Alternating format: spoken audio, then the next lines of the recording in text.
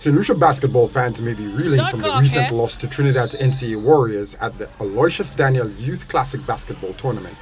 But President of the Basketball Federation says there is something to be learned from the process.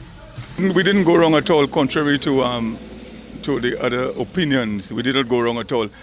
It's a developmental tournament. The process of development is painstaking sometimes.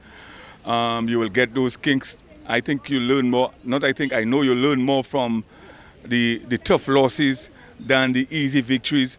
So, yeah, it's a process.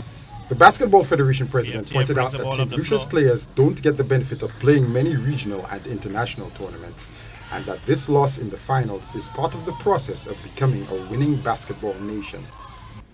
We have recognized that we don't have enough youth tournaments, and that's what we're trying to change around to improve the development process. So that's why that's the benefit of tournaments like this. He said that the Saint Lucian players have shown significant improvement and that further growth depends on sports administration finding and providing more opportunities for the players to be tried by fire and hone their skills. Significant improvements by our players, I must say. Our young players, they're improving steadily. The opportunities have to be created, and that's where we come in as an administration, as leaders, you know, in basketball, to get them more opportunities, and that is what we're trying to do. He's called for the kind of support that would boost the players' confidence and focus their attention away from distractions. It was a success in a lot of ways. Could a lot of things been done? Could a lot of things have been done better? But of course, for sure, parental involvement. Yes, we need the parents more involved. We need stakeholders more involved. Corporate Saint Lucia, you know, and other stakeholders. I'm thankful to those who came on board to make a successful tournament. Some critics have pointed to the visible discipline of the Trinidadian teams who took first and third place in the tournament, but Gies stood by the Saint Lucian players in the face of these criticisms. I don't think there was any problems with the discipline. There's any big difference in the discipline of our players and the foreign players. The difference between them and us was that they play more. They get more basketball experience as opposed to our youngsters. So that's the only major difference, that they have more basketball experience, more court time, and that is what we're trying to get our players to get more. But there was no significant gap in discipline or even athleticism.